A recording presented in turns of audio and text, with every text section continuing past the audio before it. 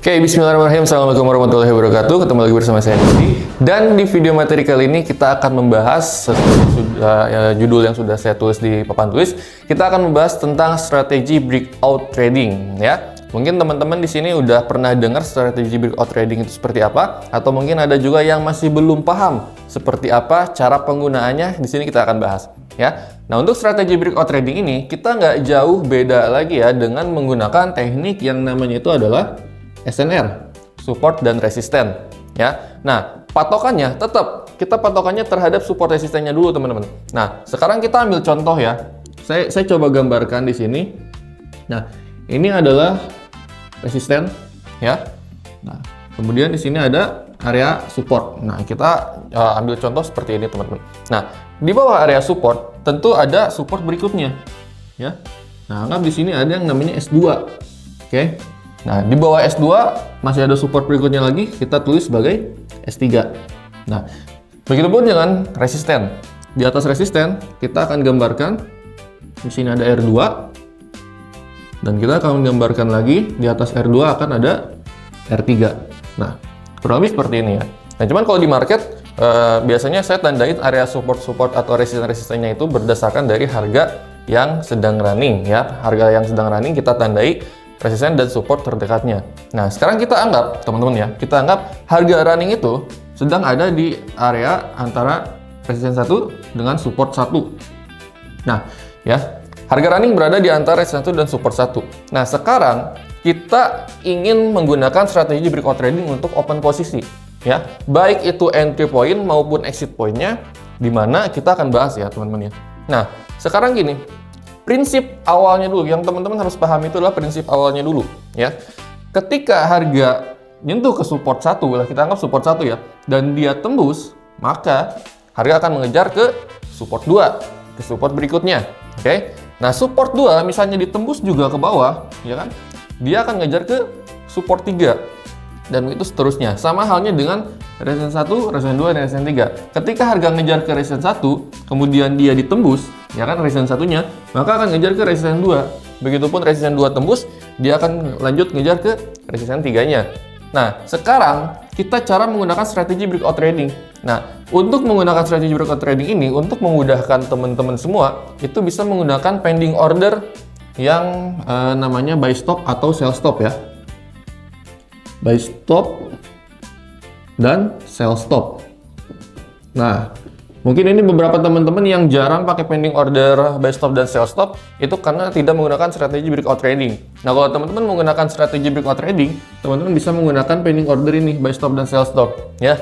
Cara penggunaannya seperti apa? Kita ambil contoh seperti ini, teman-teman ya. Nih, misalnya harga turun nih, harga sedang melakukan volatilitas di antara support 1 dan resisten 1, ya. Anggap dia sedang sideways. Nah, kemudian kita anggap support 1 ini ada di harga 49.50 ya. Support 1 ada di 49.50. Support 2 kita ambil harga ada di 4.900. Nah, 4.900. Oke. Nah, ketika harganya tuh ke support 1 ya kan, yang ada di 49.50. Nah, untuk ke sini kita bisa menggunakan pending order yang namanya sell stop. Oke. Nah, sell stopnya di mana? Kalau saya pribadi, biasanya itu saya taruh 100 pip di bawah support, ya. Misalnya ini kan 49.50, kita bisa simpan sell stopnya itu di 49.40, ya. Jadi kurang lebih di sini.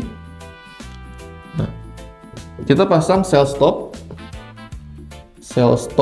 di 49.40, ya. Jadi selisihnya 100 pip dari support satunya. Nah, kenapa 100 pip? Karena asumsinya ketika 49.50 itu ditembus, udah breakout ya sampai 100 pip ke bawah, kita asumsikan bahwa supportnya ini udah nggak valid, ya. Supportnya ini sudah berhasil ditembus oleh harga. Nah, kalau supportnya ditembus oleh harga, seperti prinsip awal yang sudah kita jelaskan tadi, maka dia akan ngejar ke S2, ya kan? Jadi ketika harga turun, misalnya dari 49.50, kemudian sell stop kita tersentuh di 49.40, maka transaksi itu akan berjalan secara otomatis. Transaksi sell-nya di 49.40. Oke? Kemudian harga lanjut ngejar ke S2. Nah, maka sell kita profit.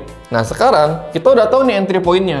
Berarti entry point-nya jaraknya 100 pip dari support atau dari resistennya. Nah, sekarang kita cari exit-nya.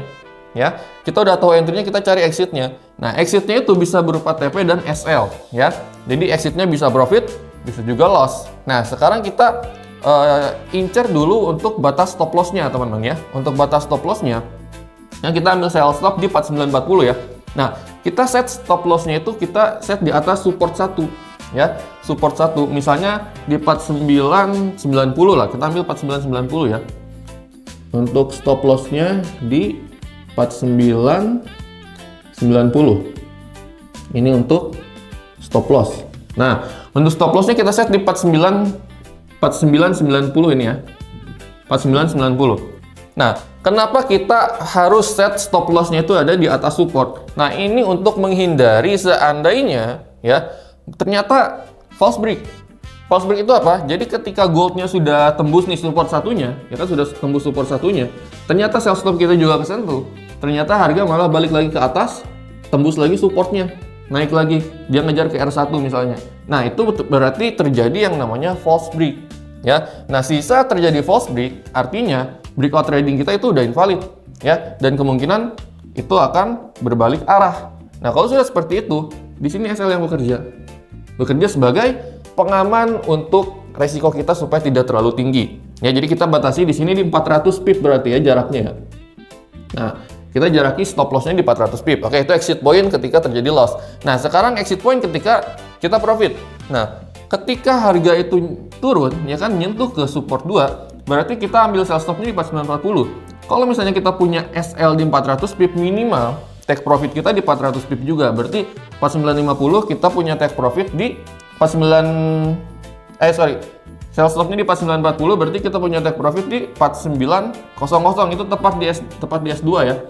Berarti TP-nya di 49.00, tepat di area S2. Maka dari itu ketika S1-nya tembus, sell stop kita juga kesentuh, maka harga akan mengejar ke S2. Dan di sini take profit kita juga bakal disentuh. Seandainya tidak terjadi false break itu, ya. Misalnya S2-nya masih tembus lagi, maka dia akan lanjut ngejar ke S3.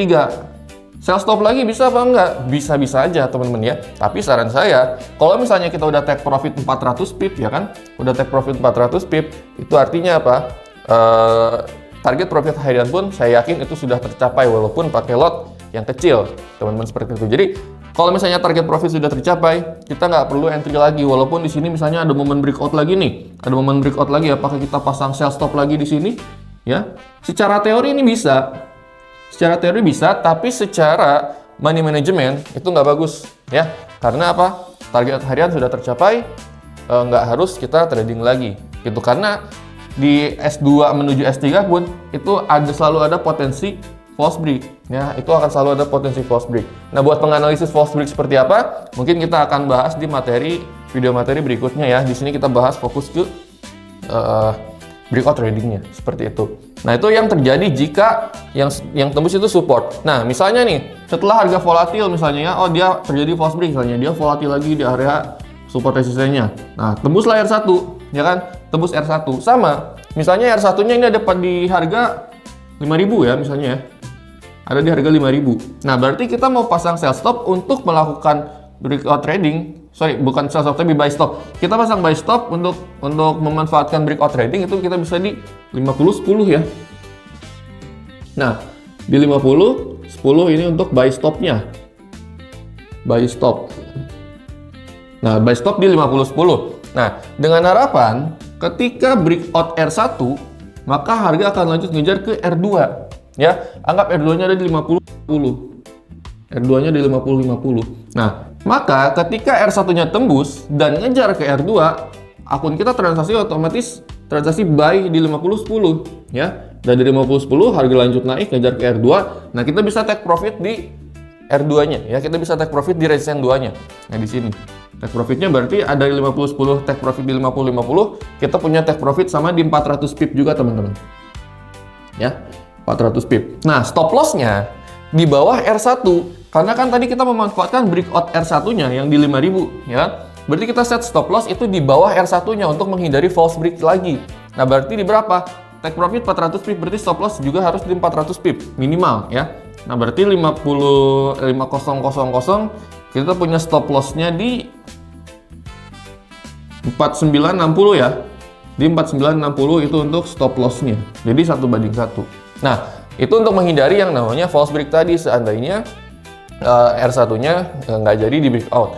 Seperti itu teman-teman ya. Jadi dengan strategi breakout trading ini, teman-teman bisa memudahkan ya trading kalian untuk nggak selalu mantengin chart.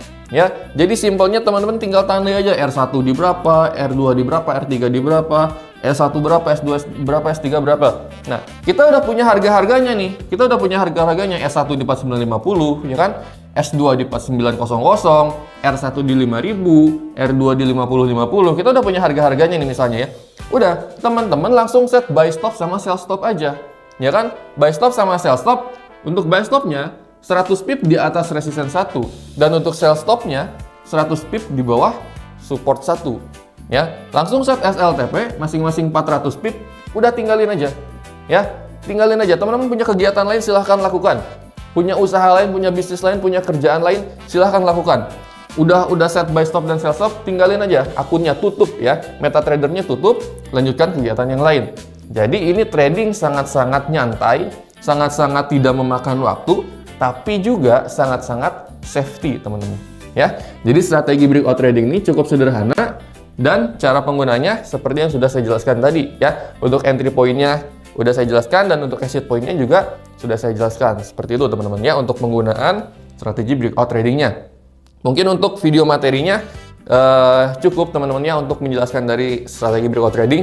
Mudah-mudahan dari video materi ini bisa bermanfaat buat teman-teman semua dan mudah-mudahan bisa diaplikasikan di trading teman-teman dan bisa profit secara konsisten juga ya. Sampai ketemu lagi di video materi berikutnya. Kita akan bahas lagi materi-materi trading yang mudah-mudahan bisa bermanfaat juga buat teman-teman semua. Saya pamit undur diri. Terima kasih banyak. Assalamualaikum warahmatullahi wabarakatuh.